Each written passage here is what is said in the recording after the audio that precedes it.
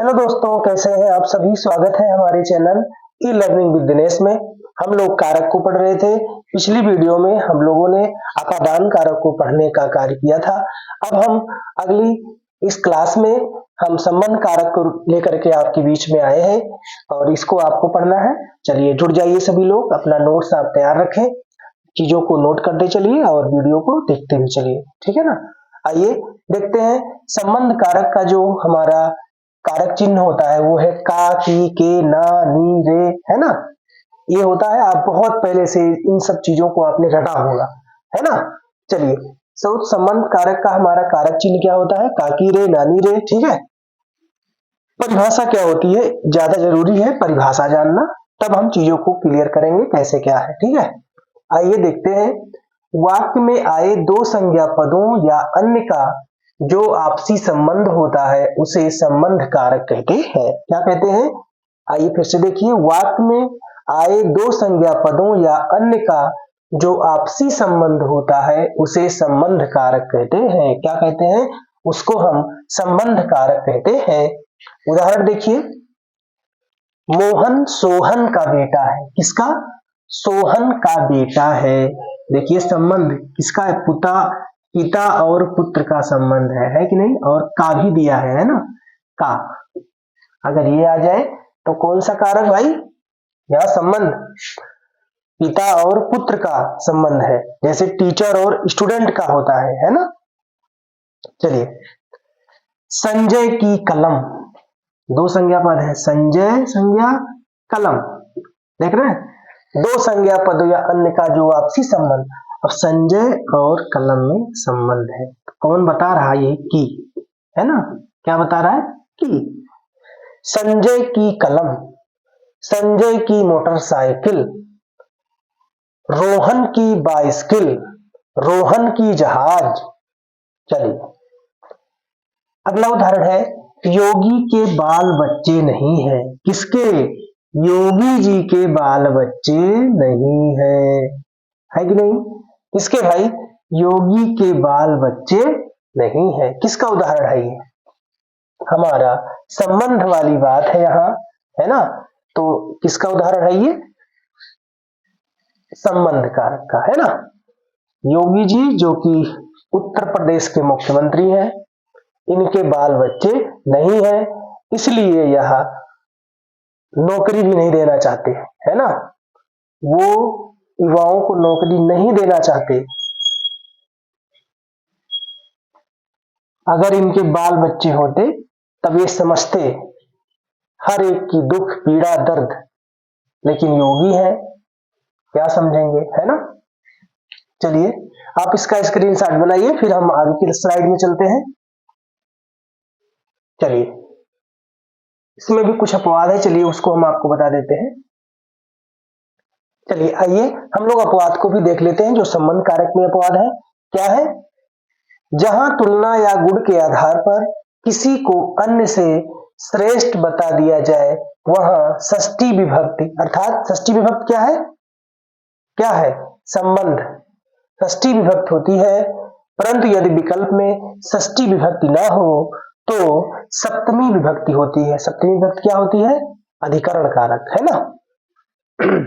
जैसे ये उदाहरण दिए रहे और विकल्प में संबंध कारक ना दिया रहे तो हमारा क्या हो जाएगा, अधिकरण कारक हो जाएगा, है ना। क्या हो जाएगा, अधिकरण कारक हो जाएगा। और यदि विकल्प में षष्ठी विभक्ति है तो हम षष्ठी विभक्ति लगाएंगे, ठीक है ना। आइए देखते हैं क्या दिया है। पहला उदाहरण, नदियों में गंगा पवित्र है। कौन, नदियों में गंगा पवित्र है। देख रहे हैं, जहां तुलना या गुण के आधार पर किसी को अन्य से श्रेष्ठ बता दिया जाए। अब नदियों में गंगा को सबसे ज्यादा पवित्र माना गया है, ठीक है ना। तो यहां देख रहे हैं किसको श्रेष्ठ बताया गया, गंगा को, इसलिए किसका उदाहरण है, संबंध कारक अर्थात षष्ठी विभक्ति का उदाहरण है। अगला है, बालकों में श्याम चतुर है। बालक तो सभी है, बहुत सारे बालक हैं, लेकिन उसमें श्याम चतुर है। अब देखो, श्याम को श्रेष्ठ बता दिया गया, तो जहां श्रेष्ठ बता दिया जाए किसी को, अन्य को छोड़ दिया जाए, वहां पर हमारा संबंध कारक या षष्ठी विभक्ति होती है। अगला है, कवियों में तुलसीदास श्रेष्ठ है। बहुत सारे कवि हैं, तुलसीदास, कालिदास, मोहनदास, हरिश्चंद्र, राजेंद्र प्रसाद, जयशंकर प्रसाद, मीरा देवी, बहुत सारे लोग, तो उनमें सब में कौन श्रेष्ठ है? कवियों में तुलसीदास श्रेष्ठ है। तब यहाँ कवियों में केवल तुलसीदास को श्रेष्ठ बता दिया गया, अन्य को छोड़ दिया गया, इसलिए यहाँ कौन सा कारक? संबंध कारक का उदाहरण है।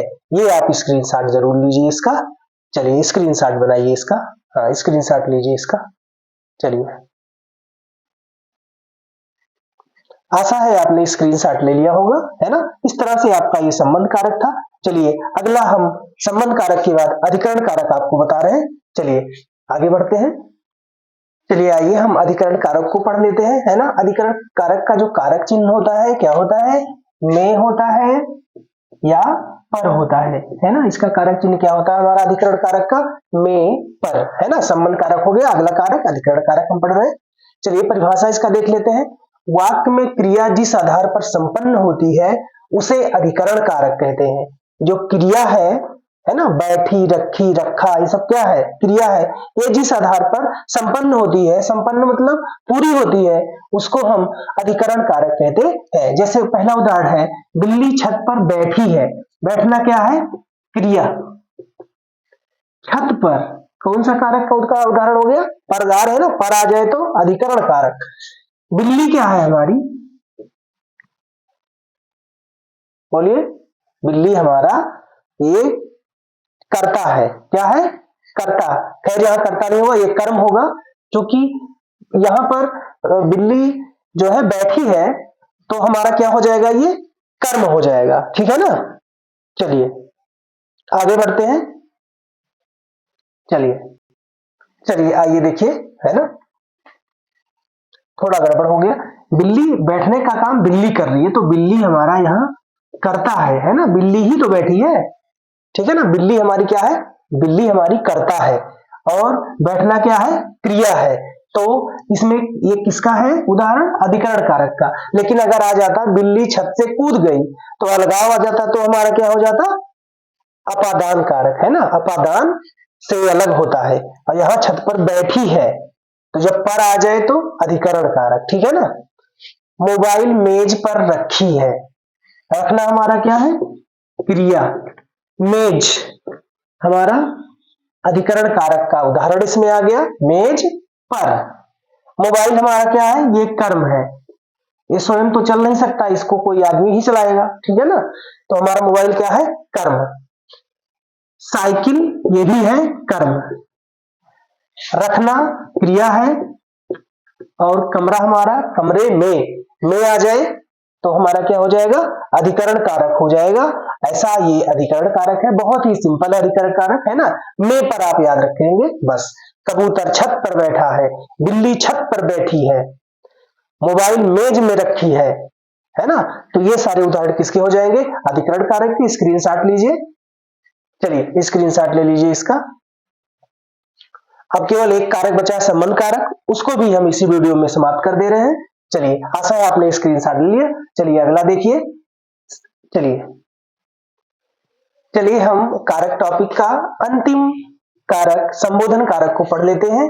बहुत ही सरल है संबोधन कारक। आइए परिभाषा देख लीजिए।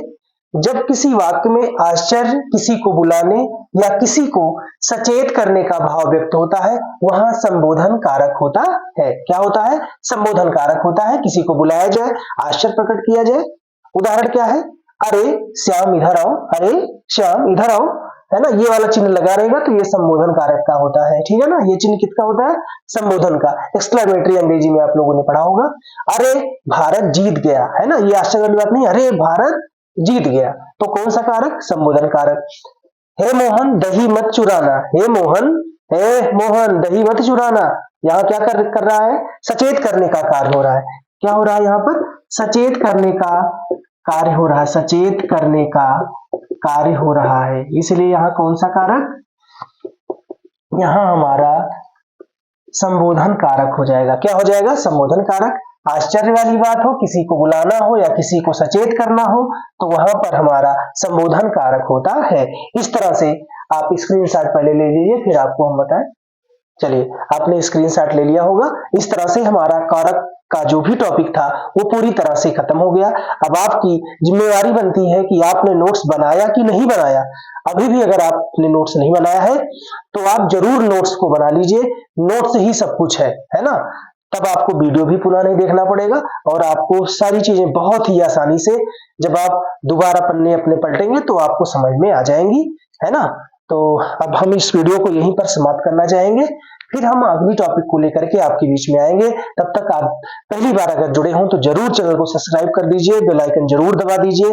पहले से जुड़े हैं तो जरूर शेयर करने का कार्य करिए, लोगों को बताइए कि इस चैनल पर बहुत अच्छे से हिंदी व्याकरण पढ़ाया जा रहा है। ठीक है ना। जय हिंद, जय भारत, नमस्कार।